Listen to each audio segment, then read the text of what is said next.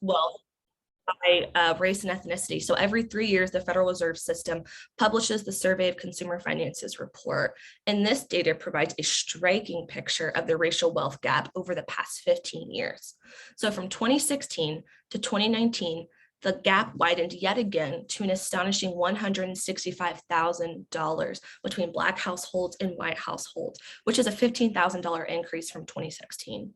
And a major reason for the large racial wealth gap that we see here today is the historical and structural discrimination in our economic policies and practices that purposefully disproportionately affect Black children, Black families, and Black households. And so here we're looking at 3 different maps. The map in the middle is of Austin in 1935, and this is the original red line map. So you'll see these categories of red outlined here that had the highest risk, quote unquote, and the bluer areas in lighter green that had lower risk. So we'll first look to the map on the left, and it shows a prevalence of predatory lending throughout different Austin communities in 2017. And you can see how the darker pink areas where predatory lending is more dominant closely mimics the red areas of redlining on the original Austin 1935 map. And so then we look at the map on the right, and it shows income for adults at 35 years old who grew up or who were children who grew up in these redlined lower quartile areas of income. And you can see that kids that grew up in these redline areas stayed poor into their adulthood, starved of capital and investment, compared to those on the outside here who were more able to move beyond poverty from their family. And so for decades, Black households were intentionally cut off from lending and investment and faced further reductions of wealth and greater poverty rates at an astronomically disproportionate rate because of redlining. And today, those same neighborhoods suffer greater risk and poorer health outcomes from COVID-19, such as lower life expectancy and higher instances of chronic disease. And so stay with me. I know this graph is a lot, but since the start of the COVID-19 pandemic, the US Census Bureau began collecting data that offers a window into the financial hardships experienced by Texans, as well as the state of economic recovery for Texas households. And this chart specifically focuses on 4 key economic factors: experiencing loss of employment, food scarcity, and housing instability, and difficulty paying for usual household expenses. And a lot of these disparate impacts really show up in the data here, where Black and Hispanic households are impacted at a much more severe rate than white households. And also you'll see at the bottom, this is separated out into 3 different periods of time. We've got week 1, which is the very first start of the pandemic, week 21, which is end of 2020, and then week 41, the most recent data, which is January of this year. Disproportionate data like this affects poor and minority families because of their lack of wealth. If families can't rely on their means of wealth to sustain them in hard times, like a global pandemic, they lack the support and resources to lean back on in hard times. And this is where you see higher rates of financial strain on both Black and Hispanic communities. And now I'm going to pass it over to my colleague, Anne. Yeah. Thanks, Brianna. That was an incredible framing. And you can really see in the data the pervasive impacts of starving communities, of access to wealth, access to capital, and how that plays out not only in the current well-being of families, but in the opportunities for their children to grow up and to build a different life for themselves. So I wanted to highlight 2 key studies that Texas Appleseed was engaged in over the past few years that look at a deep dive into local communities and look at these issues that Brianna highlighted in a very localized area. So next slide. The first one is a study of debt, access to justice, and racial equity that we published almost a year ago that looks at the debt collection lawsuit process. And debt collection lawsuits are known for being a fairly imbalanced system where many people are sued to collect debts, but few people actually show up in court and assert their rights. And so they end up having these very oppressive judgments against them where the collector can go in and take all their money in their bank account. And unless people can access an attorney, they have a very difficult time accessing their rights to uphold rights in the system. Maybe their income is exempt. Maybe the debt isn't their debt. Maybe the amount of the judgment was wrong. I mean, there are many different factors that can play in. So the next slide, this This slide shows some mapping that we did by census tract in Harris County, where we looked at the number of debt collection cases that were filed in justice court, which is the predominant court where these kinds of cases are filed, and then the judgments. And if you look at the map, the dark purple are communities that have high case filing rates or high judgment rates, and a high proportion of the residents are Black. And you can see the pattern that for the dark purple and the medium purple, which is the high case rates for high to moderate Black populations, you can see that the majority of people who are living in Black communities face very high rates of both debt collection case filings and debt collection judgments. And it just furthers the process of draining assets from communities. Another issue that we looked at what kinds of entities were filing these lawsuits, and found disproportionately that communities that were majority Black and majority Latino, or had large populations of Black and Latino residents, were also particularly targeted with very high cost debt. Communities that had high proportions of Black residents, people were 3 times as likely to be sued to collect a payday loan, which carry APRs of 500% to 700% interest. As other communities, and high cost finance company loans that range from 40% APR to over 100% were also much more prevalent in those communities. So you can see the impacts of unaffordable credit, and the back end, not only the front end impacts of accessing credit and being able to fill a gap or build a life, but the back end impacts of systems that then can further drain wealth from communities. Next slide. Another recent study that we were involved in with the San Antonio Area Foundation and the San Antonio African American Community Fund is a report published last month on the state of the African community in San Antonio and Bexar County. And I really recommend looking at it. It's a rich report full of a whole range of data factors. It's community driven, and we worked with CI Now, which is a data analysis organization, the Community Fund, and the San Antonio Area Foundation, and brought in our team to offer policy recommendations. So I just wanted to go over some top line findings of the study from the financial well-being perspective. And I think that you'll find that a lot of these trends impact other communities in Texas as well. But a top line theme, and it mirrors the data and the information we've been talking about, is challenges accessing low cost capital, whether it be for businesses where business owners made up 5% of the non-employers, so like a solo business, and 1.4% of the employer businesses where you have an owner and multiple employees, and yet the Black community is 7% of the population in Bexar County. They also had trouble building revenue and accessing credit. And for the individual, people were much more likely, the Black community was much more likely to be targeted with high cost credit, and more than twice as likely to experience debts and collection. So we go back, the patterns that we saw in Harris County in that map also play out in the data in Bexar County. And I just wanted to highlight a couple of demographics that really stood out in this study. One group was youth, 20 to 24-year-olds, that fall into the category of opportunity youth. They had very low labor force participation. 55% were in the labor force compared to 77% of the whole community. Female-headed households were particularly facing income challenges with low median household income. The Black female-headed households experienced a $38,000 around median household income compared to over $50,000 overall for the entire community. And then veterans was another interesting community. Veterans made up 18.7% of African Americans 18 and older, and the comparative study for the whole community is 10%. And so it's a community that particularly can benefit from interventions and support within the Black community. Next slide.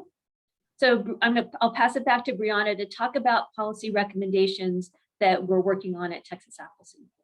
Thank you, Anne. And so, like Anne said, there are many different policy recommendations that address the issues that contribute to the racial wealth gap, but we did want to highlight, like Anne said, a few of the categories that we're focusing on. So the first one is reforming predatory lending. You can always get involved with one of our coalition partners, Texas Fair Lending Alliance, at texasfairlending.org. We provide a lot of information on predatory lending, history of cycle of debt, and whatnot. So definitely take a look.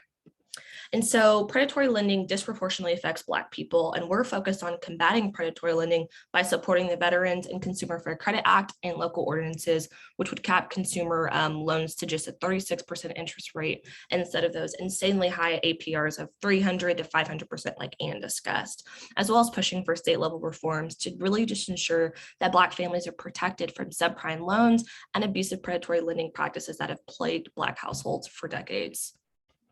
Our second policy recommendation is expanding access to fair credit and low-cost financial services. So Black households deserve to be able to access fair credit products and affordable low-cost loans. And so working with banks, credit unions, and other financial service innovators to encourage relevant products is necessary to ensure that the communities that have been forced out of these mainstream financial services systems are met with equally beneficial and effective financial products. And we also recommend engaging with the federal banking regulators to update rules for the Community Reinvestment Act. And the CRA was designed to encourage banks to help meet the needs of their low and to moderate income neighborhood consumers. And currently the federal legislation doesn't extend to credit unions, mortgage lenders, and other financial lending services. So we really do want to expand that. And then lastly, for this point, we recommend engaging with the Consumer Financial Protection Bureau and their efforts to reduce junk fees, which are exploitative fees charged by banks and financial companies that are costing U.S. households billions of dollars annually, as well as other efforts to protect vulnerable consumers. And lastly, debt collection reforms. Anne talked about this briefly or a little bit here. Currently, if someone owes a debt in Texas and a judgment is issued against them, then they can lose all of their income and their savings, causing them to not be able to meet their most basic needs and create new defaults on loans and other financial obligations. So we recommend adopting protections for money in people's bank accounts so that people won't be left empty-handed once they get a debt collection judgment. And then debt claim cases are largely either dismissals or default judgments would side with the debt collector. And with default judgments making up about 60% of all judgments in Texas, there's a major concern about fairness and who exactly these court systems are meant to serve, especially because borrowers of color are more likely to be contacted by debt collectors, have debt in collections, and have lawsuits, judgments, and wage garnishments. So we recommend improving fairness in the court process to encourage people to participate in the system. And I know we're running short on time. Lastly, we just have compiled a list of several local data resources, such as data reports and interactive redlining maps and tools so that you all can learn more about the economic well-being of your own communities. Thank you. Wow, thank you both for that incredibly informative presentation. The economic well-being of the Black family is certainly something that's very much top of mind when discussing Black children in Texas. And so we certainly appreciate the policy recommendations as well, because there are things that can be done in order to really fix the situation. And so Brianna and Anne, we certainly appreciate the work that you continue to do and presenting for us today. And certainly as we're thinking about economic well-being, we cannot forget how closely that is tied to how the legal system ends up interacting with children, families, adults in poverty. And so we are going to move into our next sessions that discuss implicit bias, particularly as it relates to the punitive legal system. And I am indeed very, very happy to introduce Dr. Nikki Jones of UC Berkeley, who's going to give our first address on this issue. And just as a reminder to participants, if you would like to read a more detailed biography of all of our speakers for today, you can find that in a link in the chat. Thank you so much. And Dr. Jones, please take it away. Thank you, and good morning, and thank you for the invitation to be here this morning. I'm going to start today just with some introductory comments. I do want to encourage people in the short time that we have to ask questions in the chat, and I'll do my best to respond. So I am a professor of African American Studies. I'm also the chair, H. Michael and Jeannie Williams Chair of the Department of African American Studies at UC Berkeley. I'm a sociologist and a criminologist, and I've been studying Black communities and their interaction with the criminal legal system policing and violence for going on 20 years now. And so I come here today just to share a couple of lessons that I've learned from that work that I hope is useful in thinking particularly about how bias impacts the experiences of young people, and especially those young people who are most vulnerable to both surveillance and enforcement. So one of the things that we know is that contact with the juvenile and criminal legal system is not good for young people. We know that it does harm upon the first contact. And so one of the things that we have to be thinking about is how do we protect and prevent young people from coming into contact with the juvenile justice system? And in doing that, we have to think very seriously about the role of policing in schools. We know that when it comes to the kinds of biases that inform institutional actors, and this can be teachers, this can be police officers, it can be school resource officers, that there are a set of implicit biases that are informed by the racial history of the United States. And there are also very explicit biases that impact the lives and the experiences of young people.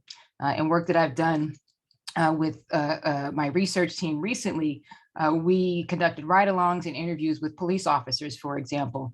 We rode with them in all parts of the city. And what became very clear is that police officers have an understanding of young people, I say people who live in different parts of the city and the kinds of policing that they deserve. So in the neighborhoods that officers would describe as nice neighborhoods with normal families, and this is using their language, those folks deserve a kind of service-oriented policing, and people who live in other neighborhoods, certain neighborhoods deserve more aggressive kinds of policing, more heavy-handed kinds of policing. And we know that those kinds of descriptions, that is shorthand for in the city I was studying, poor Black neighborhoods and people who lived in the projects, and that's how officers talked about them. And so how's that consequential for youth? It means that young people in those settings are exposed to a more aggressive form of policing throughout their childhood and as they age into early adulthood. And there's also a belief that somehow young people in those neighborhoods are socialized to be in opposition to the police, right? So there's this belief that there's a very explicit belief in this kind of deep cultural oppositional orientation to the police that influences how police officers interact with them. And that's just one example of how both implicit and explicit biases come together to form a kind of expertise that's consequential for how people with authority interact with, in this case, residents of the projects in this city. But we can think about how that same kind of logic influences how teachers see young people, how school resources officers see young people in schools as well, that there's an idea that certain kids deserve more punitive kinds of treatment. And I think we have to push back against that. And in fact, we have pushed back against some of that when it comes to thinking about the experiences of young people with the juvenile justice system. I think the first 2 decades of the 21st century have seen some victories in this regard. So we've seen across the country decreases in the number of young people who are detained in juvenile juvenile detention settings, which is a good thing when we think about the impact of detention on young people. At the same time, we have not seen a decrease in the racial disparities, and in some cases, we've seen more acute increases in racial disparities when it comes to who's in the system.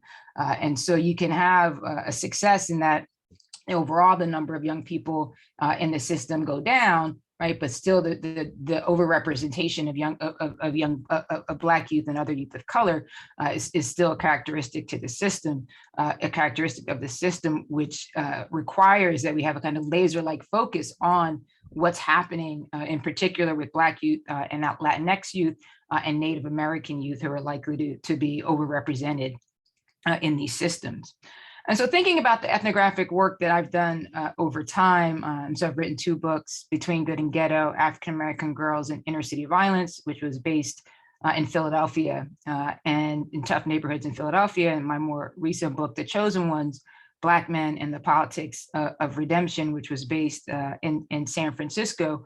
And thinking both about how violence impacts the lives of young people, how policing impacts their lives, and the kinds of things that are successful, right, when it comes to protecting young people over the course of their adolescence from those harms, both the harm of interpersonal violence and the harm of institutional violence. And I want to lift up not necessarily programs, although I do think that there are programs that are useful in this regard, but I want to lift up a set of practices that I think that any of us who are close to young people, many of us are probably doing this work already, and those of us who are close to young people can adopt these practices and then think about how to build these practices into programs. So one of the things that I write about in the most recent book is the need for buffers and bridges. And so buffers, in a quite literal way at times, that the adults in the lives of young people who are most vulnerable, both to the consequences of contact with the system and police violence and violence at the hands of their peers, need someone to get in the way of that, right? They need a quite literal buffer from the harms, the threat of violence that might exist in their neighborhoods, right, or in their schools, and that the adults in their lives, either as mentors. I followed a group of men who acted as kind of street mentors for them, counselors in schools, coaches, teachers, for sure, that we have to be not the people who are enacting these practices of punishment and exclusion, and often drawing on both the kind of implicit and explicit biases that we might have. We have to put ourselves in between young people and the system and punitive responses. And again, we could think about how to do this in a number of different settings. We also, and what young people need is also bridges, right? So they need buffers and bridges. And these institutional bridges need to be linking young people from their neighborhoods and their schools to other pro-social settings. And so we know that being in contact with the juvenile justice system, being in detention is harmful for young people. And so we should be invested in encouraging the kind of behavior that we know is good for them and good for their communities. And we should be building out those institutional connections, right? And so it's very easy, right? That bridge between the school and the juvenile justice system and the criminal legal system has been erected over decades and decades and decades. That bridge exists. We need other kinds of bridges. We need bridges that bring young people into joyful settings, right? Healing settings, training settings, vocational settings, educational settings, right? We really need to invest in those kinds of institutional connections for young people. And then I'll say, because I'll pause for a moment just to see if there are any questions. But I do want to emphasize what an important moment it is. And so in the late 20th century, in the 90s, as we had the war on drugs and the war on violence, we saw the rapid increase of the criminalization of youth, and certainly Black youth considered to be targets of the war on drugs and the war on violence. And we've moved through 3 decades and we've seen the great harm of that. And as I said at the top, people have been very busy trying to working to undo the consequences of that, which will likely last for generations. And now in this moment, as we've had the increases in violence, gun violence, and also domestic violence, although it's not talked about as much, as we've had these increases in violence over the last couple of years, even as generally we are not at the levels of where we were in the 80s and 90s, there is the potential for young people, again, and Black youth in particular, and Latinx youth, to become the targets of a punitive juvenile justice system and criminal legal system, right? To undo any of the advances that had been made over the last several 2 decades, right, in pushing back against that tough on crime punitive approach. And so it's in a very real way, Black youth are, and the kind of young people that I've spent time with over the course of my career, are in the sightlines of law enforcement and the harmful policies that can flow from that kind of moral panic and racialized and gendered rhetoric. And so I want to encourage us to, in this moment, to kind of double down on the kinds of practices that we know are supportive of young people. Dr. Jones, thanks so much for giving us that overview and for saving a couple minutes for questions. I am incredibly impressed that you were able to sort of impart that much knowledge and set aside a few moments. We do have a few questions that have popped up in the Q&A, and I think we have enough time to get to at least one of them. You mentioned as you started that the number of juveniles in the system has actually decreased, and that's noted as a sign of progress. But Linda Love is asking, where are those juveniles who may have been caught up in the system, otherwise don't necessarily end up in the criminal legal system, but in general, are they on hold with no direction until they're an adult or until they turn 17? Where are those folks who would otherwise, be caught up in that system? Yeah, I think that's a great question. And I think it varies from place to place. And so places that have built out their youth services programs, those young people may be diverted to youth serving organizations instead of detention settings. I think and that diversion is a big piece of it, right? And so thinking not that, there's a kind of natural number of young people who would end up in the juvenile justice system, but actually there's an overrepresentation of young people in the system. And so really interrogating what is it that is bringing young people into the system and providing other kinds of resources and building up the youth service infrastructure. And the role of organizations is really important here. We know from work, if we're thinking about violence prevention, where I've done most of the work over the course of my career, we know that when we look at the great crime decline from the 90s on, some of the work from Patrick Sharkey, a Princeton sociologist, has been helpful in this regard, is that as the number of community-based organizations increases, the rate of violent crime decreases, right? And so you can imagine that some of those organizations are organizations that are serving young people and doing some of that protective work so that they don't flow through the system. But it does bring up an important point, so one of the reasons, and sometimes people who have want to help young people think that if they get into the system, they'll get the kinds of services that they need, right? Because that's where all the services are concentrated. So it does require that we build out that infrastructure outside of the system, and some places have done this, so that youth can get those resources, trauma-informed resources, not in a punitive context. Thank you so much, Dr. Jones. That was incredibly informative. And also, once again, we're ending a presentation with actual action steps, right? What can happen next? We're going to continue the conversation about implicit bias and punitive measures with our next speaker, also from the UC system, coming to us from UC San Diego. The Department of Education Studies is Dr. Tundika Chapman, who will give us a few more words about implicit bias in the system. Dr. Chapman, please take it away.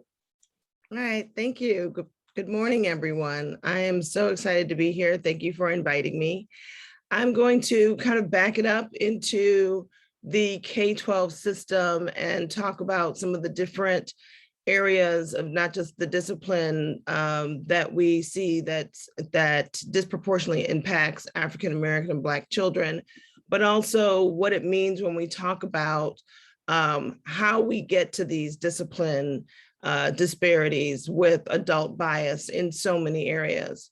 So in 2014, the US Department of Education, Office of Civil Rights, put out a report that was quite unprecedented, that really gave some very startling statistics about disproportionality and student and school discipline in schools by race. This was important because we often don't see this type of statistical analysis at this level of the government being done. Of course, now after our current president and then to the new president, we probably won't see this come about again in the same ways. So it was really a watershed moment for us in education. But what this report told us was that even though African-American students represent, and I need to keep my time. Hold on, let me look. There we go. even though African-American students represent about 15% of the student population in the United States, they make up more than 35% of students suspended one time. They make up 44% of students who are suspended more than once, and we make up 36% of students who are expelled.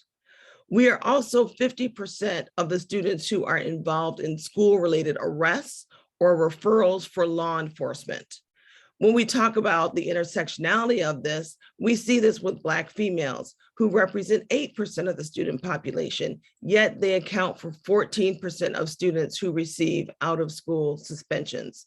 And you might be thinking of suspensions and discipline as something that we talk about with older children.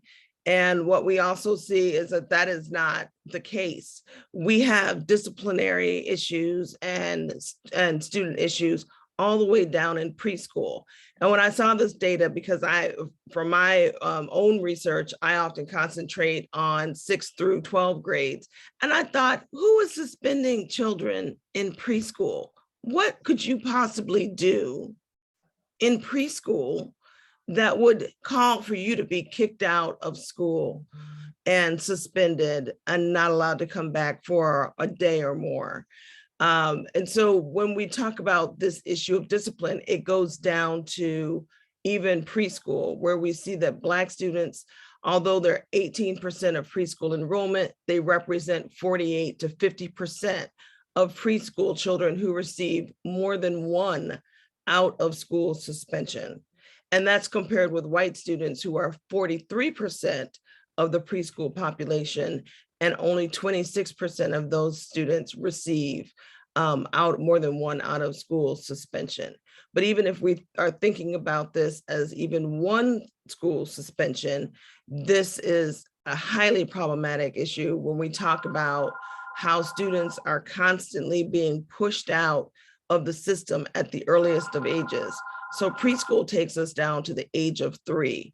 And for some students who are able to access preschool and families, we might even see students as young as birth up to 3 years old in these schools as well. When we talk about disability, and I apologize, I'm at my mom's, it's her house, and this phone rings all day long. When we talk about disability, we're also talking about another intersectional area where students with disabilities represent 12% of enrollment, and yet 26% of students with disabilities receive out-of-school suspensions. If you layer that on top of being Black and being male, what we see is an extreme disproportionality for students who have disabilities, who are Black and who are male, particularly in our public school systems. And so we think about what this means when we talk about what is discipline referrals. Discipline referrals could be anything from just being asked to speak to the assistant principal or principal in the office. It could mean time out, right? Having to sit outside of class, both physically in the door, outside the door, the hallway, or within the class, and being told not to participate for several moments or minutes on end. It means that when we have these different, even smaller types of referrals, that students are spending less time in classrooms. So every time a student is taken out for one of these referrals, every time a student is kicked out by their teacher, every time a student is asked to sit over to the side, these are all lost moments, lost minutes, lost opportunities for learning and engaging and creating bonds with both the other students as well as schooling adults. Discipline also means what we call over surveillance and labeling. So once you have been cast as a problem, once you have been seen as, that kid, you are more likely to be over surveilled. You're more likely to be watched, to be monitored for any slightest of incidents. You're more likely to then be asked to leave the room, to be referred more often for discipline. Once you have been disciplined by a teacher, teachers talk, adults talk in schools, you are more likely to be labeled and carry those labels into the following classrooms where teachers already are coming into the class with a bias against your child, or even against you as a parent as being those problem parents or that problem child. And so when we also talk about what it looks like, what discipline disparities look like, it is this idea of over surveillance. So in my own work in high schools and looking at integrated, particularly desegregated and integrated spaces, we see that Black students are more often targeted, not just by teachers, but by faculty and staff and lunch people and security guards and the police who monitor the hallways. They are constantly being asked to be appropriate, to follow policies in ways that white students are not consistently being asked to uphold these policies. They're often disciplined more harshly than their other offending students. So say that we have a class of 10 or 12 or 30, usually 35 students, and 5 or 6 are acting up, but only one child is Black. That one child is more likely to be disciplined, taken out of the room, and oftentimes, punished in a more harsh or just more recent ways than the white children or Asian or Latinx children.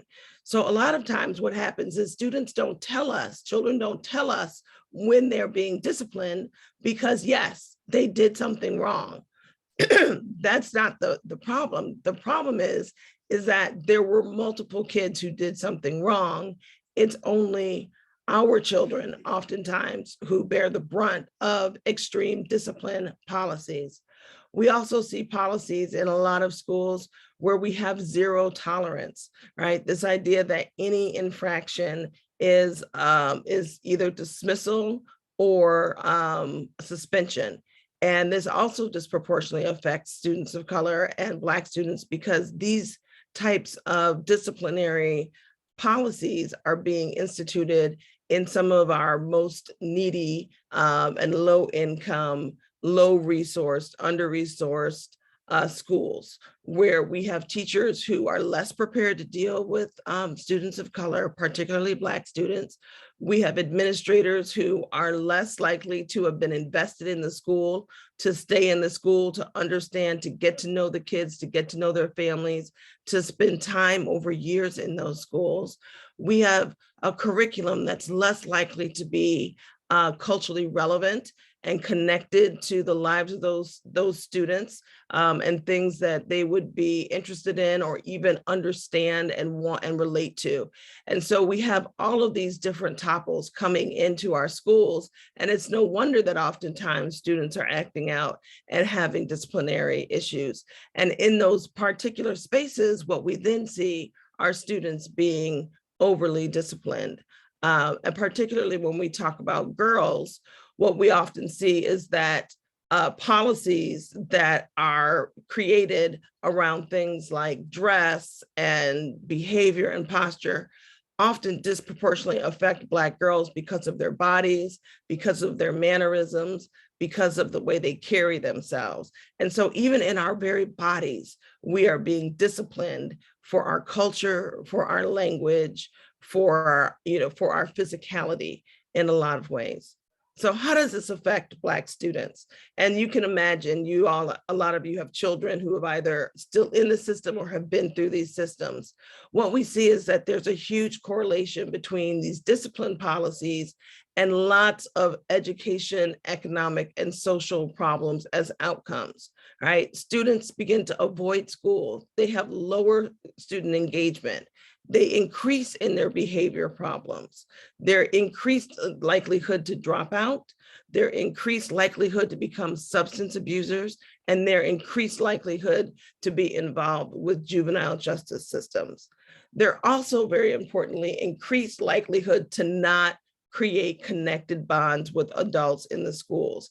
And when that happens, particularly with teachers and administrators, even the best of kids who feel like the teachers, the adults, schooling adults in the school are not for them, are not in support of them, suffer because they're then unable to make the types of connections with teachers that they need when they are applying to colleges. So we asked students, who were you going to ask for your teacher recommendation? A lot of Black students shrug. They don't know. Do you have a teacher who you feel like can write you a good recommendation? These are our top students. Oftentimes they're coming up with the answer, I don't know. This affects their ability to be competitive in the education and the higher education market. But what we also see with adult bias in schools is really on the schooling adults. Teachers create academic grouping in your schools. They are the ones who are responsible for writing the letters or recommending your children for gifted and talented and honors courses. They are the people who push your students to be leaders and to take on leadership roles. It is not just about discipline. It is about tracking. It is about creating disparate outcomes across the scales of academic, social, and emotional behavior. And then when we talk about counselors, this also applies to counselors and counselor bias. They're less likely to identify Black children as college bound and college going. And even when they do, they're more likely to do what's called undermatching students to colleges, where they push colleges that are at various levels, but they do not push high elite ranking colleges because either they don't believe that the students are academically prepared or they don't believe that the students have the financial means to pay for those schools. We see this with police and school security, right? Harassment, continued surveillance, enforcement of rules and policies. Even when we talk about librarians, front desk staff and administrators, all of these people, when we talk about adult biases against Black children, create what we call hostile and unwelcoming contexts. They create what we call micro and macro aggressions, where children who are brilliant, our children are brilliant, quickly understand and learn that they are not welcome in these schools, that these are people who are not necessarily for them, that school is not for them. And what we see with a lot of times is that students create a separation between themselves and academic schooling. But in the larger frame of work, and the work that I do is how do we think about overcoming some of these issues?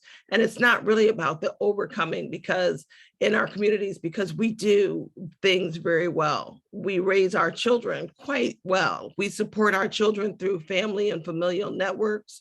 We continue to challenge teachers and administrators in school settings. So yes, be that problem parent, be that parent that everyone hates to see coming, because it means that you're advocating for your child. We create high expectations for our students, and we help them and create ways and pathways for them to be able to be successful that are often not discovered and that we do not disclose to the larger public. So when we talk about things like grit and students being able to thrive and survive, we have grit. Our students come to schools with grit. What we don't have oftentimes are the institutional and structural supports that will support our ways of understanding and achieving and supporting our own children. Thank you. Dr. Chapman, thank you so much. And even throughout your discussion about punitive measures that happen in schools and K through 12 education, you anticipated a lot of the questions that came up. I mean, particularly in your discussion of how teachers have an impact, teachers and administrators have an impact on the academic outcomes of students, but then also sometimes unrealistic expectations of treating children as though they should be behaving like adults, or in referring them to punitive measures that would be expected of adults, as opposed to allowing them to be kids. And so thank you so much for that. And please feel free to continue the discussion in the chat. Now we're going to explicitly dive into a broader discussion of things that happen in the classroom with our next panel. So our next panel will be moderated by Dr. Stella Smith of Prairie View A&M University, and she will introduce our panelists for when they don't see us in the classroom. Thank you so much, Dr. Jenkins. I am so excited to be able to be the moderator for this impressive group of professionals in this wonderful session. I'm just learning so much and participating in the session. So we have 4 amazing professionals that will be part of our session. First is Dr. Vicky Mokuria, who is an adjunct faculty at Stephen F. Austin University. We'll have Mr. Andre Watkins, owner of 7 Piece Solutions. We'll have Dr. Ashley Williams, Vice President of Programs for Jumpstart. And we'll have Dr. Kefferlin D. Brown, the Suzanne B. and John L. Adams Endowed Professor of Education at the University of Texas at Austin. So if you all could unmute and show your video, we'll get started. Just as a point of organization, I'm going to ask one kind of general opening question. Then I'll have a particular question for each of you. Of course, after that question is answered, if someone else wants to add to it, you can. And then I'll have a couple of more general questions so that we can round out our 40 minutes. Okay, so to get started, when you were in school, did you have many teachers who looked like you? And what did it mean to you if you didn't? Anyone can go first. I'd like to go first. I did go to a suburban school and there were no teachers that looked like me. No administrators, no one working in the cafeteria, no one working in housekeeping, no one working in building maintenance. And it led me to have a feeling of detachment during my entire scholastic career in public schools. I was not able to identify with any role models at school. Luckily, I was blessed to be raised in a house with 2 educators as parents and an older sibling who was in college during those years. So those were my windows to education, but as far as on campus, no. Thank you. I can speak to that as well. I too went to a suburban school, right? It's in Houston, but sort of on the suburban fringe. And most of the students at the school were white and most of the teachers were white, but we did have some Black teachers, a few. And during my time there, I think I had 2 Black teachers. And I remember having a special kind of relationship with them. They talked to me. I even remember them telling me information that they had about sort of some organizational and programmatic things that were going on at school that I wouldn't have had access to if they hadn't said that, if they hadn't, shared that with me. I felt like they saw me and pushed me and believed that I could be successful. And at the time, I did recognize, wasn't sort of like later after I'd, become an educator myself or had studied the impact of, in this case, Black teachers on Black students. I knew that there was something different about having them there, and I appreciated having them in the school space. I'd like to share. So I'm from South Central Los Angeles. So I grew up going to school with mostly Black kids, Latino kids, and a lot of my teachers in the elementary years, partially junior high, high school, I did have Black teachers. And those were the teachers who saw me. Those were the teachers who, pulled my mom aside and said, your daughter's gifted. Like, let's figure this out and let's work together to get her on the, the track and the resources that she needs. But I do want to talk about my collegiate experience. Once I went to San Francisco State and moved to the Bay Area, that was not my experience. It was a diverse university. It was a commuter school, but the majority of my professors were not people of color, mostly white women, because I studied child development. I was an early educator. And I think it's relevant to this conversation and some of the points I would like to raise.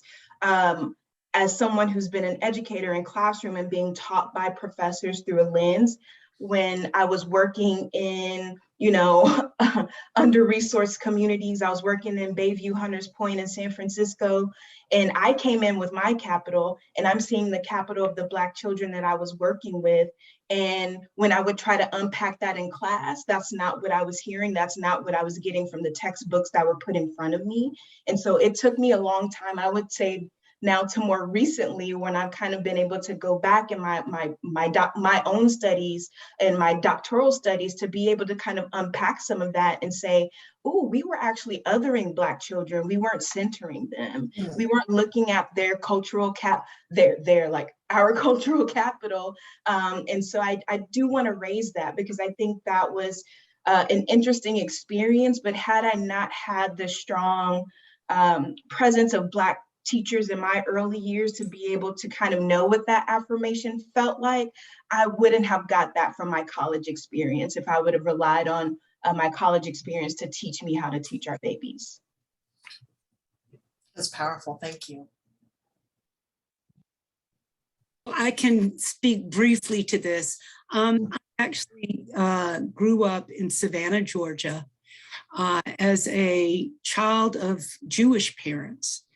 And I can really relate to Gloria Anzaldúa, who talks about liminal spaces in between. So in the Deep South, where clearly Jewish people were hated, and yet presenting as white, you know, it was just a confusing situation where you, and so I will leave it at that and offer that sometimes people, I think, have an in-betweenness in their life and just look for advocates as they can. So I will share that. Thank you. Thank you. And some of the things that I heard, of course, your eloquent remarks, but also that having teachers, African-American teachers, allowed students to feel like they were seen and that they belonged and that they connected in the space, which allowed them to flourish and grow, or allowed us to flourish and grow, because I had the same kinds of experiences in my own educational journey. So Dr. Brown, according to the US Bureau of Labor Statistics, only 1 in 5 teachers are people of color. Are there trends that we should be aware of that relate to this lack of diversity in the teacher workforce? And how does that correlate with disparities and learning experiences for Black students? That's a great question, and an important question that many educators and researchers and policymakers have been thinking about for quite some time. We know that teachers of color make up a disparate percentage of the teaching workforce, even as our public elementary, middle, and high school student population of color is increasing, and there's an imbalance. We also know from research and from experiential perspectives, many of those, such as the ones that we've heard today already on the panel, is that it matters, that having teachers of color in class, in schools matters, both, and perhaps most importantly for students of color who have historically experienced lower levels of academic achievement, or we have what some have called an academic achievement gap or education debt, depending on how you talk about that phenomena.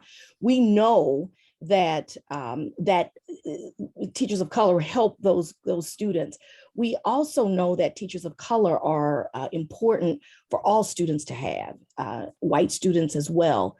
One of the reasons why we need to have more teachers of color, it's not just a one-to-one correspondence between how someone looks that makes the difference, but what really makes the difference is the fact that teaching is a sociocultural and sociopolitical activity, right? It doesn't take place in apolitical spaces, or spaces that don't have a certain cultural expectation or norm for how students are expected to act and behave and to look and to perform in that space. And when you have educators or teachers that don't understand the cultural ways that our students of color might bring into the classroom, it can create what has been called cultural mismatch, right? And so you might read a behavior as a child being inappropriate, when actually what that child is doing is expressing themselves in a way that they know how to express themselves. Or you might read them or their families as not being concerned about school or not invested in school. When you don't have that cultural experience and sort of cultural know-how, it can get tricky in terms of teacher-student relationships. And so we also know that our society is racially segregated in many ways, such that there may be superficial engagement across cultures, but not necessarily deep engagement. We don't live in the same neighborhoods often. And even when we do, we don't necessarily get to know one another. We're not a part of the same organizations. And if we think about even our curricular experiences in schools, we don't really learn about groups outside of, for the most part, the dominant mainstream white middle class sort of experience. All of these reasons are reasons why it's so important for us to have teachers that can bring in different perspectives and values and just a sort of kinship in a way, where they move from the perspective that students of color are not only capable, but they're brilliant, and they can show that. We start from that as a standpoint. It's for these reasons that we need to continue to work at both recruiting and retaining more teachers of color, but also creating spaces where those teachers of color feel like they can actually be themselves and they can do the work that they need to do without having to strip away their own identities. Absolutely, that's powerful. And believing that teachers of color and students of color bring assets in education. How do we make sure we honor those assets and then build on those? Dr. Williams, coming from the perspective of early childhood education, how do you see this lack of diversity in the teacher workforce playing out in your field? Do you see any trends that lead to disciplinary disparities that follow students into elementary school? Thank you for the question, Dr. Smith. And I just also want to uplift my excitement for being in space to bring the ECE perspective. Not too often, and more often we need to have these conversations between ECE, K-12, and even the collegiate experience when we think about the whole trajectory of a Black child, Black student. So I'm just excited to be here. And so I do want to highlight, so I was looking into some of the recent data out of Texas, and it maps on, even though I know that there's a gap in collecting data for the ECE workforce in Texas, and I know that that's a goal in the state, which is great, but it maps on from what's available to what we see nationally for the ECE workforce. So the ECE workforce across center-based, home-based populations are about 40% people of color. And I think that this is some of the capital in early care and education that we have, because we have a pretty strong and diverse workforce when we kind of think about the K through 12 space, which is majority white folks, maybe up to 80% in some states, right?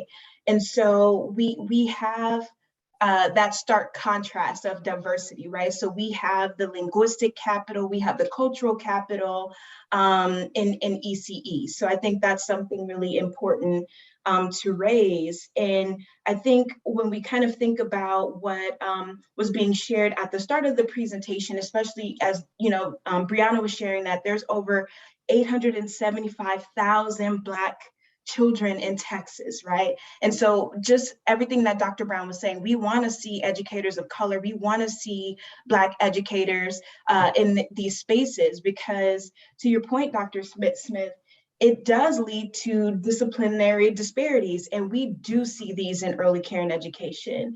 And so I want to be very clear that ECE is not exempt from the need to interrogate and intervene on disciplinary disparities. We in ECE often experience what we call silent expulsion and suspension. And so as someone who's been an early educator and director, I can tell you exactly what it looks like. Okay, you have little Ashley's in your classroom, she's excited. Or if I'm a boy, I'm excited, I'm full of energy, I'm ready to go, and the teacher views that as a problem. Call your mama, call your mama. You got to pick them up. Sorry, you have to come pick them up.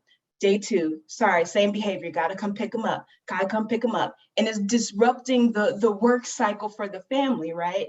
And I saw this happening a lot. And so what will happen is families will say, okay, you don't see my child, you don't see me, I'm pulling them out, right? And so it becomes this things like, oh, well, we weren't a good fit.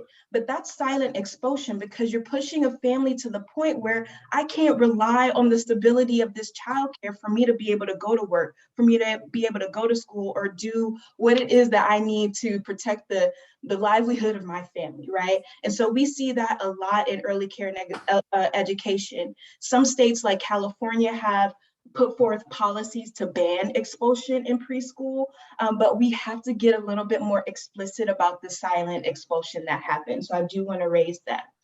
And to this point about the disparities, so have been studies that came out of Yale where we saw that Black preschoolers are 3 to 6 times more likely to be suspended than white preschoolers.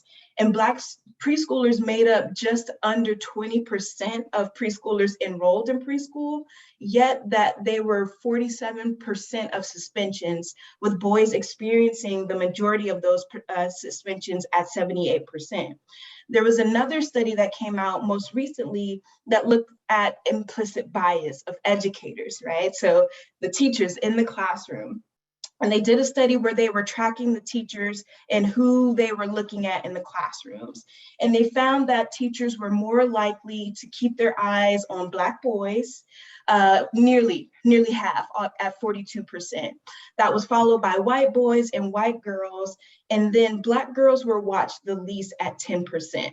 And I raised this in this conversation with us, with family, about our Black boys and our Black girls, because it's a critical point for us to think about that our babies are experiencing these implicit biases where we're hyper-focused on Black boys and invisibilizing Black girls.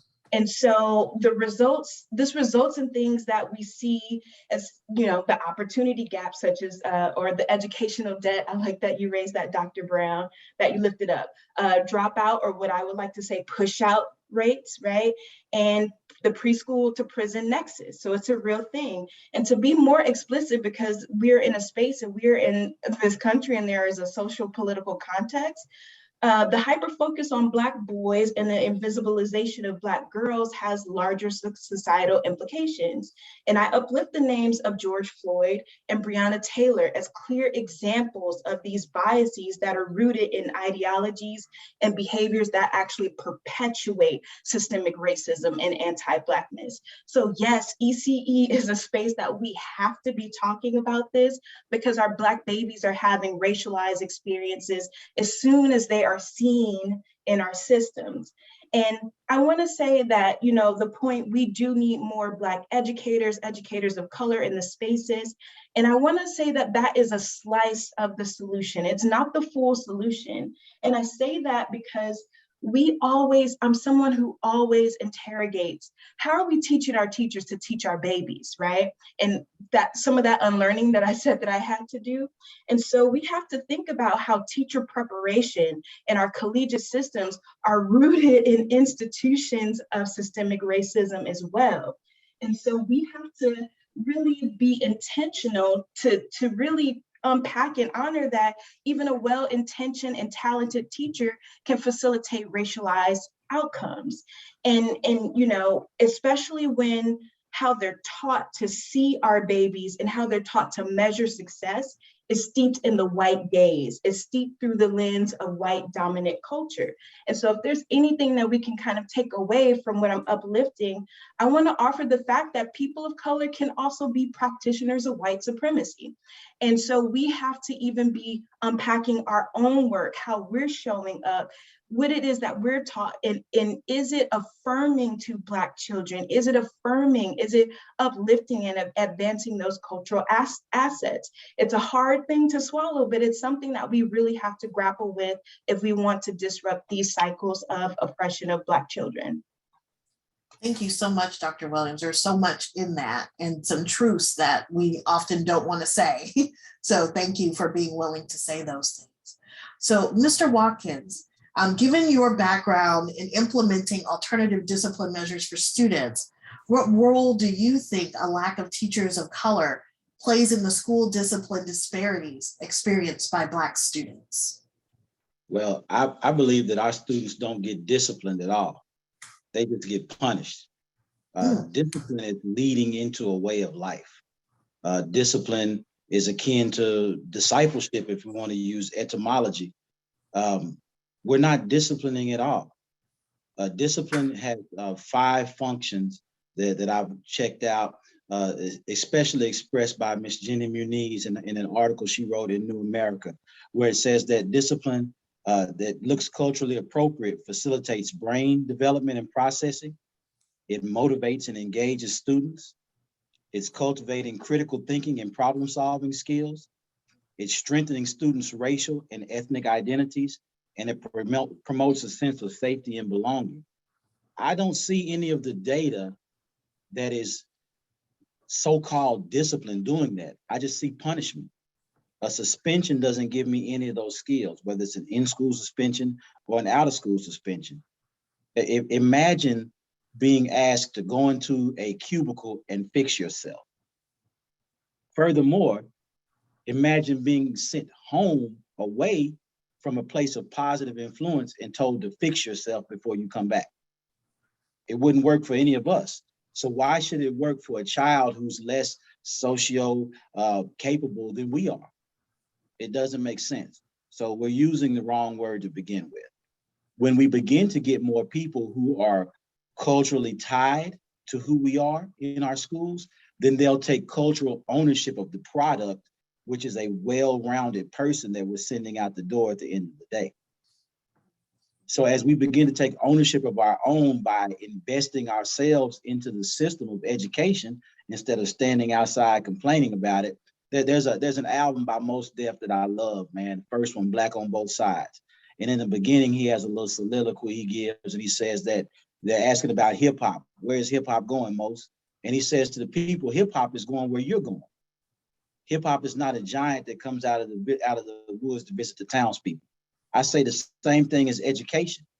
Education is only going to go where we go. So if we're not going to school board meetings, if we're not at parent-teacher conferences, if we're not demanding that we go from a punishment mode to a discipline mode, then, I mean, we're just standing outside and we're just talking about something that we control. School board members are elected by us, or not. So I believe that the cultural answer to that question is for us as a people to become invested in public education instead of divested in public education. It was powerful. Thank you, Mr. Watkins.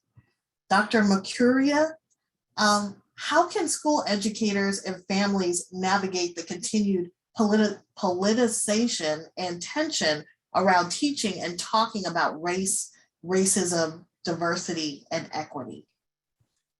Well, first of all, thank you. I want to acknowledge the panelists. This has all been really very meaningful and passionate discussion. And I also want to thank and acknowledge those who work behind the scenes to organize this amazing conference. Well, when I think about how schools, educators, and families can navigate the tensions around teaching and talking about race, racism, diversity, and equity, I think what is of primary importance is that each of us consider ways to get involved in a way natural for us, which is what was just shared. You know, schools have always been contested terrains because of their capacity to either reproduce or challenge the status quo. You know, Edmund Burke once said that the only thing necessary for the triumph of evil is for good people to do nothing. And I think about David Walker and the appeal he wrote in the 1830s. You know, as an abolitionist, he wrote an appeal that outlined the evils of slavery and sought to provide hope for change. But what impressed me is that he stitched copies of his appeal into clothes that he then sent from Boston down south. So he used his words and his creativity to get his message out. And I think we can learn from his example. We are the ones who need to have the courage to engage in uncomfortable conversations or courageous conversations around race and racism. And it's never about shame, blame, or guilt. It's about how racism has impacted each and every one of us. So, you know, right now we are engaged in a cultural war, and it is particularly detrimental to Black children because of the anti-Blackness that has been brought up so much in this conference and that we know exists. So what we see going on in state legislatures and school boards is an attempt to assert ideas grounded in white supremacist ideology. And this pattern appears over and over. After Reconstruction, the Jim Crow laws appeared. After civil rights movement, all of a sudden we have zero tolerance policies. And then after the summer of 2020, when Black Lives Matter movement was advancing, now we see this backlash from conservative whites who seek to enact laws to counter progress that has been made. And I just want to be clear, no pre-K through 12 teacher has ever taught critical race theory, ever. But because this theory has the word race in it, it's being targeted and very misunderstood. So I think as educators and advocates, the first thing is we have to educate ourselves and determine where and how we can unite, organize, and collaborate with others who share our interests and passions and take action. And I just want to give a concrete example. I learned a couple of weeks ago that the State Board of Education was going to vote on EdTPA, which was in a pilot stage in Texas right now. Now, this is a huge issue because we don't need further obstacles for teachers to enter the profession right now, especially teachers of color. And the state of Georgia got rid of EdTPA after 5 years. So I went online, I called my State Board of Education representative. Shockingly, she returned my call and said she had heard nothing negative about EdTPA. Now, why? Because Pearson who benefits in the millions of dollars from this, they have only been talking about how great EdTPA is. Why do I bring this up? I also learned that the chairperson of the Texas State Board of Education is Kevin Ellis, who is a chiropractor. A chiropractor is in a position of power about so many aspects of the lives of children, and we need to do a power analysis, get involved, and like Dr. Jones said earlier, be the buffers and bridges. And I just want to close by saying, I ground myself in Soka educational philosophy, whose founder, Sunatsuburo Magaguchi, he said that the purpose and focus of education needs to be the lifelong happiness of children. And I really believe that needs to be our why and our focus at every decision in education, especially with regards to Black youth in Texas, needs to consider their lifelong happiness. And how can we create more just and humane pedagogies and practices and work to dismantle the criminalization of our youth and ensure that evidence-based practices such as restorative justice programs replace ISS? We are the ones who have to look within ourselves first. And like someone said earlier, unlearn some things, connect and collaborate with others who share our beliefs, and find ingenious ways like David Walker to organize so we will be the ones to create a better future. And I think of Barbara Jordan, Ann Richards, and Molly Ivins. They were some real spicy Texas ladies. And we need to be the ones who are fearless and speak up and create a more just educational system, working with others like these amazing people at this conference today. So thank you again for including me.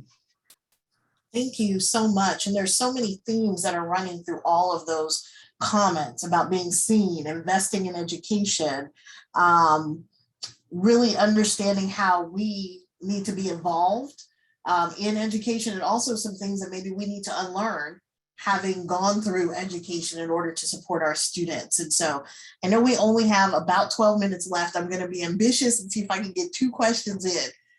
So the first one is, how do the needs of the whole Black child affect their behavior? And what is the school's responsibility in addressing those needs? And that's for anybody. Well, I think that ignoring the state of any so-called raw material that you begin to work on is irresponsible at best. Our job as educators is to shape and mold an individual being into being a receptacle for information that they can pour out in their lives into others, as well as on fertile ground to gain a benefit for themselves.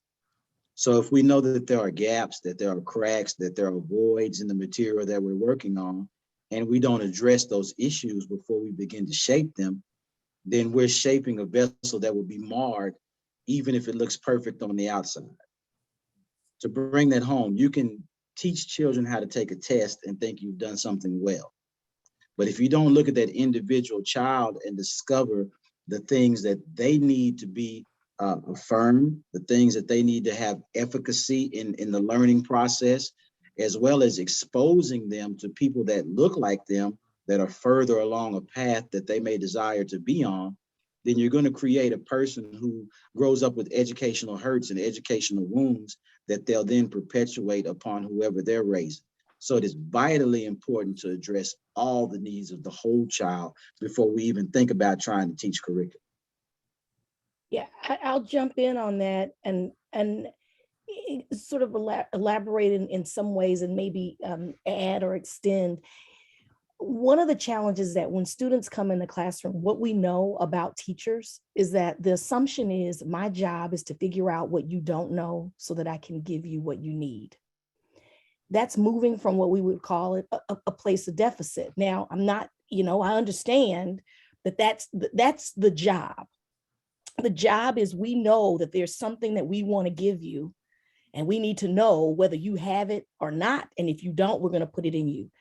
The job is not to question what it is we think we're supposed to be giving you. And often because of the timing, just the sheer amount of things that have to be, or it's presumed have to be done or taught, that it's easy to sort of not look at children in a holistic way. But when we don't look at children in a holistic way, when we seek to only maybe address some aspect of their personality or their being, not their personality, their being, and then other aspects we'll address if we think that, there's something wrong and we need to fix. What we end up doing is creating potentially, maybe you'll educate a child, but if we don't think about their cultural identity or how they see themselves in the world, then we produce someone that may not think very highly about themselves, the communities that they've come from. They may perpetuate the very kinds of biases that are reflected in the curriculum, that are reflected in the lack of sort of cultural and ethnic representation within their school space. So it's important that we think about who our children are, and most importantly, what they bring to us, what they bring, what they need to cultivate, that sort of gem that's inside of them. We can't look at a child and necessarily know where that child is going to go or what they're going to do. We have to assume that they have greatness in them and that it is our job to get out of the way and to help them develop that greatness in a holistic way. Thank you. I like to add in here, I appreciate everything that was uplifted, and I'm going to take a little bit of a different spin because workforce is my jam. And one of the things when I think about a whole child, like children are ecologically situated, right? So it's them, it's the family, it's the community, it's all of the things around them, policies, all of these things kind of take into play. And when we think about what a whole child needs, we also have to be thinking about a whole family, whole community approach, right? And I want to submit that educators are a crucial and critical piece of this community, like they're members of these communities. And so when we think about the environments that children need, the environments that are affirming, that are loving, that are safe for our children, educators are critical partners and constituents in this. And in the early childhood space, I uplift this because early educators, it's a workforce that's 90%, 97% women, about 40% women of color. There's a devaluation of the work performed by these women and the education that they and learning that they provide. And so when we think about children's learning environments, they are absolutely linked to teachers' working environments. So if you have an educator in a space where they're underpaid, where they're earning poverty level wages, where they're worried about putting food on their own table, or they are worried about childcare because they can't even enroll their own child in the program that they work in, we have to kind of be thinking about how this compromises the quality of care or what we want to do for a whole child or a whole family. So I think when we think about it from the lens of whole child, whole family, whole community, whole workforce, it helps us to get at the needs of what children need. Because if our teachers are experiencing inequities, we're never going to have an equitable system for children and families. It's always going to be a compromise, right? We have to be able to kind of hold all of these things together. And so I just want to uplift that because I know the same is true. There's a devaluation of education and educators, period, in this country. And so we have to kind of be thinking about, if we want stronger outcomes for our children, we also have to be concerned with the teacher in the classroom. Thank you so much. And I was just going to kind of echo a lot of what's said. I think for there to be a whole child, there's got to be a whole educator, right? How are educators presenting themselves in terms of every aspect of their being? And the other analogy I like to think of, if students come, they come to us with their unique, exactly like Dr. Brown said, right? The way you care for a cactus is real different than how you care for a fern, right? There are differing needs of every single child. And as an educator, it's how can we foster and nurture each child for who they are to be their best selves. And us as educators, how can we be our best selves? And it's not easy with all the stresses and pressures. So thank you. Thank you so much. So we have 4 minutes left, a minute for each person. So what might be your last remarks or closing statement around our topic of when they don't see us in the classroom? What would you like to leave us with? I think when they don't see us in the classroom, they don't see a reflection of themselves in us. If you see a reflection of yourself in a child, then you're more likely to do what's in your best self-interest through that child. So that when you're looking at a child that shares the same cultural lens as you do, you invest in them as you would want yourself invested into, or as you have been invested into.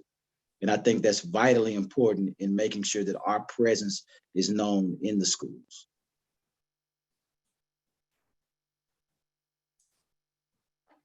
Dr. Williams? Yeah, I appreciate what Mr. Andre said. And I want to add,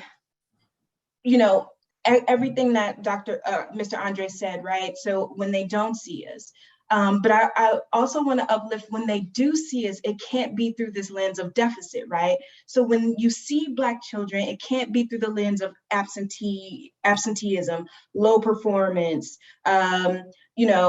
what are the needs, right? We have to look through the lens of what does a culturally affirming, how do we tap into the abundance and the capital of Black children, Black families, and communities? And how do we start from there? So how do we center Black children, right? In the ways that we approach educating them. And so, I just want to uplift that some of the implications of when they don't see us in the classroom are similar to when they do see us, especially if they're coming from a deficit lens, right? So it's like, if the only way you're gonna see my baby is through a lens of deficit, don't look over here, because that's not what we need, right? So I think we have to kind of figure out like how it is and be explicit about how it is that we want to be seen in these spaces. And we have to define that. Thank you. Dr. Brown? Yes, so, it's the idea of not being seen is it has a long history in the I'm going to say in the Black struggle. This is a prominent theme. The idea of not seeing or not actually seeing something that's a misrepresentation. So I think, for all educators, policymakers, anyone that's deeply interested in the education of students of color, and specifically for Black children, this needs to be at the forefront. It's actually something I was talking to my students about last week. We have to teach our educators to see our children. And we have to actually talk about what it means to see them. And we as families and communities, parents, we have to do the work of making sure that our children know that they matter and that they are seen for who they are, so that when they go into those spaces, they aren't sort of sidelined or don't allow themselves to be sidelined, and recognize that they have they have greatness in them, and that no one can just push them to the side. At the same time that we encourage our educators to see this as a vital part of their work, the work that they're supposed to do, not just curriculum, not just teaching, but actually seeing our children and finding ways to cultivate those things that might be a little hidden, or those things that just need a little bit more shine on them, or that we need to sort of mine out for them. Thank you, Dr. Brown. Dr. Mercuria, I'm over time, so just quickly. Okay, so I'll just be brief. I just want to thank everyone for what they shared, but I had found a quote from Daisaku Ikeda, which says, "What distinguishes a truly humane educator is the ability to treasure, love, and work hard on behalf of students as though they were one's own children." And, I in honor of bell hooks, right, that radical love, I think that we've just got to counter this invisibility, like with another way of seeing and being. So thank you. Thank you, everyone. I appreciate it. Thank you so much, Dr. Smith, and to all of our panelists for joining us for that very robust discussion that very much leads perfectly into our next conversation about seeing and accepting the whole Black child. And so facilitating that conversation will be Jessica Bundage of Children at Risk, and she will be joined by Dr. Aisha Wright, who is joining us from the great state of Pennsylvania at the University of Pittsburgh. So thank you guys, and Jessica, please take it away. Thank you so much for joining us today, Dr. White. So I just want to start us off by asking, what is the Pride program and how and why did it get started? Yeah, I want to quickly share my screen really quick so that people can see the slideshow. So first I want to thank you, Jessica, for inviting me. I know we only have a little bit of time together, but I do want to make sure that people know how much I appreciate being invited. And I did catch the tail end of the panel, and I thought it was absolutely fabulous. So the Pride program was started prior to being the director of the Pride program. I directed another program, which was a kindergarten transition program. And we were kind of stimulated by an email, which I won't go into detail about, that led us to read articles about young children and race for about 6 months.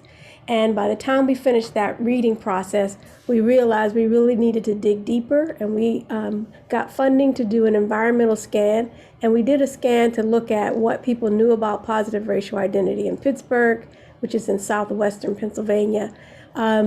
We wanted to know what teachers needed, what parents needed. That ended up being a report. And from our report, we then applied for funding from the W.K. Kellogg Foundation to start the Pride program. And Pride has 3 goals. Our primary goals are to help young Black children age 0 to 8 to develop a positive racial identity. Secondly, we do that by working with the important adults in their lives so that they have knowledge, skills, and resources. And then thirdly, we try to raise awareness more broadly about how children are impacted by race. And we also do that through our strategies, which I'll quickly go through the PowerPoint. So our first strategy is the arts. We have something that's called the Pride Pop-Up Mini Art Festivals, which you can see from the image are fabulous events. We've not been able to have them for 2 years because of COVID, but you can see there are drummers and there's a child who's just having a ball dancing. And we know that the arts are really critical to children developing a positive racial identity. The second way is through our evaluation and research. So we evaluate all of our other strategies that I'll be sharing. Another strategy we use is Parent Village. That's a Parent Village group. And that title came from a parent who was part of our focus groups when we did our scan. She said that we needed a village, and Parent Village consists of 6 sessions where parents come together to learn about how to help their children feel good about their skin color, their hair texture, to deal with racial bullying, to learn about Africa, to learn about the diaspora, and to learn how to resist. And that's just an example here of an affirmation that a parent wrote for their child about their brown skin and their hair. Our fourth strategy is professional development, and what you see there is a couple of librarians in Pittsburgh who participated in one of our PD sessions. They're very comprehensive. We talk about the history of race and racism in the profession. We talk about children and race, and then help people figure out what to do with the knowledge that they've gained from the training sessions. And then that's right there. We also have a teacher cohort. That's our teacher cohort group. And then we also, our fifth strategy is our speaker series. So you see on the screen Dr. Beverly Daniel Tatum, who wrote the book, Why Are All the Black Kids Sitting in the Cafeteria Together? And then in the middle is a woman named Carrie Ann Eskai, who's a fabulous scholar who looks at race in young children, and also Aaron Winkler, who's on the right. So those are our strategies and those are our goals. So can you tell me more about how Pride has been received in the communities it works in? And given the current climate, has there been any pushback lately? So Pride, until last year, until 2021, our work was primarily in Pittsburgh, in southwestern Pennsylvania, in Allegheny County. And I can say with confidence that it has been warmly embraced by the southwestern Pennsylvania community. People were really excited to learn about our report that came out of our scan. They've been reaching out to us for training, so we're doing a lot of training with organizations in southwestern Pennsylvania.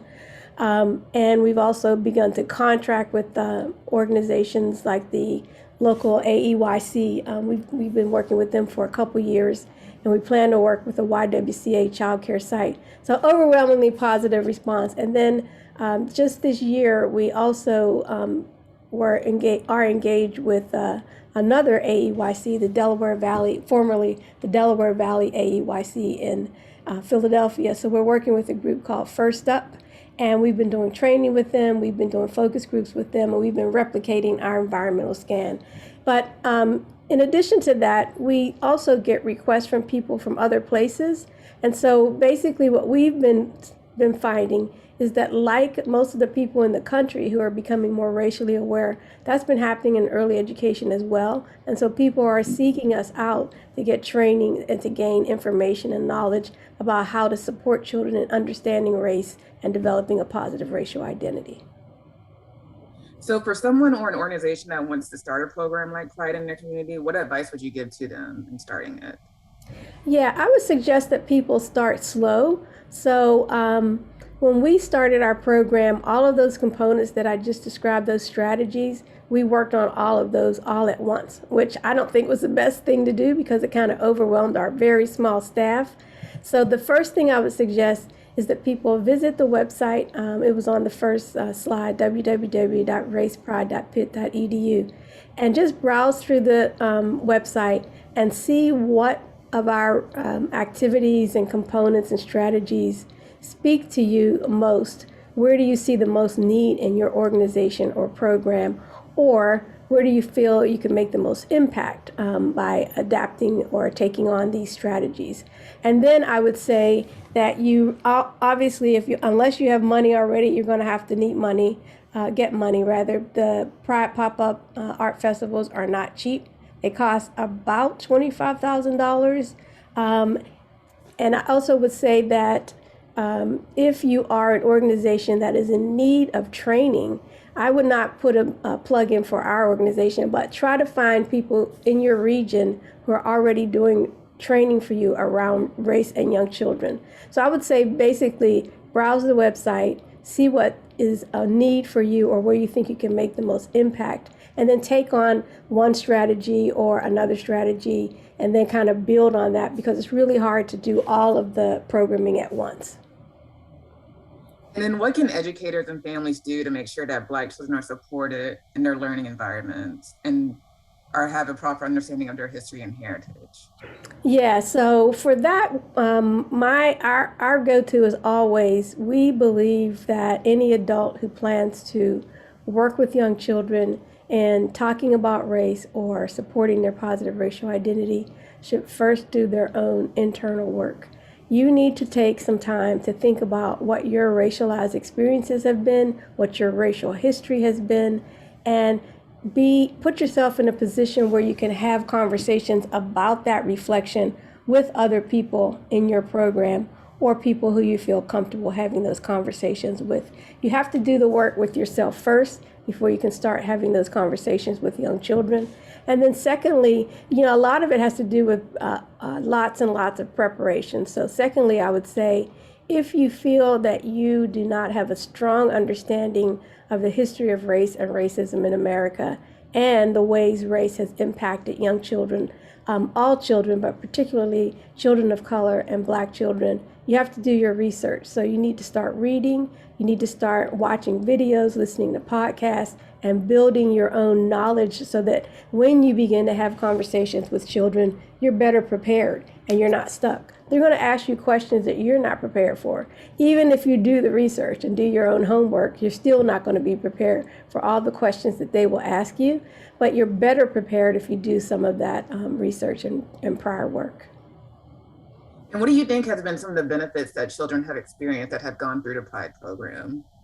Yeah, so I think I would say that the two strategies where I see there's three strategies where there's been lots of positive outcome. The first is the pop-up mini art festivals, because in our opinion, and I'm just going to go back to that slide so people can see it. In our opinion, although we haven't had an opportunity to do the research, we feel that it is one of few art events held in communities that are designed specifically for young Black children 0 to 8. Now, there are lots of Black festivals throughout the United States and throughout the world, as a matter of fact, but I don't know of many, if any, that are designed specifically for children who are 0 to 8 and their families. And so what we've seen at the pop-up mini art festivals is just smiles upon smiles upon smiles on children's faces. And one of our advisory committee members who actually brought her sons, I guess the best way to describe it is what she said, which was, when they went to the art festival, it was different for them. There was something really different there. So sometimes it's hard to even describe tangibly. It's just this experience that you're immersed in. So they're immersed in what we would describe as a total Africana experience. So they're immersed in that with drummers and dancers and music and artists. So one of the people who's on the screen, this is an artist. The artists have activities that they do with children that support their positive racial identity. So they're immersed in this. And so that's one of the things that we've seen. The other thing that we've seen is through our parent village sessions. While we're working with parents, the children are being cared for nearby in a different room. And the children are also engaging in activities that focus on those topic areas that I described earlier, helping them feel good about their skin color, their hair texture. So the children are having a sort of parallel parent village experience. So we call it children's village experience. And then the third way that we see that, actually I'm going to add another one. The third way that we see that is with our teacher cohort group. The teachers at the end of their cohort sessions actually create an activity that supports children's positive racial identity. And so we know that that is happening in classrooms because the teachers have actually shared with us, shared videos of them presenting these activities to children. And then the fourth way that we know that we are seeing an impact is before we have a training session with any group, they're given a pre-survey to sort of assess their understanding and awareness of race in young children. And then afterwards, we give them a post-survey. And we always see changes in their attitudes and their behaviors. And so we see that in 4 different ways in our program. And how do you hope that the Pride program can grow in the future? Yeah, so, a lot of times it comes down to money. We could be doing a whole lot more than we're doing right now. We're pretty overwhelmed, I would say, at this point, doing our sort of base work in Pittsburgh, but then also adding on this work that we are doing with First Up in Philadelphia. And we're anticipating that we'll be doing a lot more work in our contract with the local YWCA's Child Care Center. And so what we see is Pride being a program that actually touches more and more communities throughout the country. We know that there is a need for it because of this absence of this connection between young children and race. So people are doing lots of things maybe with elementary school children, middle school, high school. But, like so much of early education, it's kind of left out. And so we see still a great need for people who are able to identify specific things that they can do on a consistent basis in their communities with families and with educators to support children's positive racial identity. And finally, what do you think or hope would be the biggest takeaway that both the teachers and the students take away from the Pride program moving forward in their lives? Yeah, I think for teachers, what they benefit the most from is a couple things. It's not just one thing. So one thing is that they have a greater understanding of the historical implications of race in America. And so because we help people understand things like colonialism and the theft of land and how that was connected to people being brought to this country and enslaved, these are bits and pieces of information that they have not gained previously. In addition to that, because we focus on learning about the history of race and racism in the profession, that is a huge gap for educators, because even if they've gone through a bachelor's program, master's, and maybe even a doctoral program, they may not have taken a course that taught them about the history of race and racism in the early care and education profession, because the information that we share, it was brand new information for us. And so I think that's a really big takeaway for them. For parents, I think the big takeaway is that they have this great experience of being with another group of parents, sharing their stories about their own personal racial experiences, as well as learning new ways to support their children. So they are sort of like in this community where they are gaining these new skills and knowledge and resources. And for young children, it's pretty obvious. They have these experiences, hopefully multiple experiences, where their positive racial identity is supported. All right, thank you so much, Dr. White, and hopefully we can expand the Pride program to other areas in America, especially here in Texas. Good. I wish I had something like the Pride program when I was growing up, so yeah. Yeah, me too. It's been helpful. Okay, thank you. Thank you, and now I'll hand it back over to Dr. Jenkins. Thank you so much. Thank you, Jessica and Dr. White, for that incredible discussion. And of course, I'm always happy to give a shout out to Western Pennsylvania. So thank you once again, Dr. White. The Pittsburgh Pride program sounds amazing. And as Jessica mentioned, it would be awesome to see programs like that replicated throughout the country. What we've seen throughout the day is sort of an examination of the problems as they exist, and then sort of addressing how they start from very early, even in our education system. And then we've also seen some direct program and policy solutions. And so to all of us, I would say, first of all, find out how you can get involved in your area. And if you are in Texas right now, please keep in mind that we are currently in primary election season. So vote, vote, vote. That's certainly one way to address some of the policy situations that we have. So we are in early voting. Friday is the last day of early voting, and our primary elections are on Tuesday, March 1st.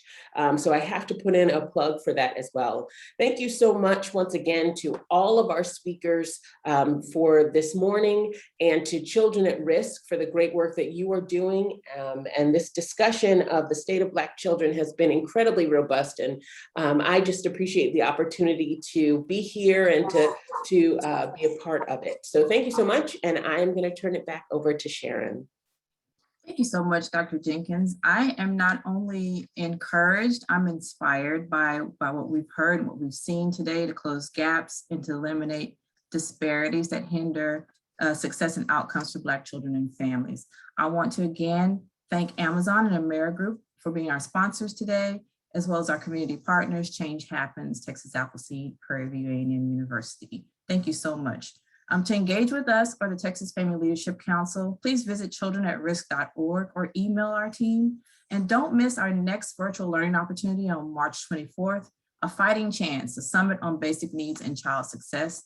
I encourage you to avail yourselves of the free registration in the link shared in the chat. You'll also see in the chat 2 survey links. The first link is the same one we shared earlier.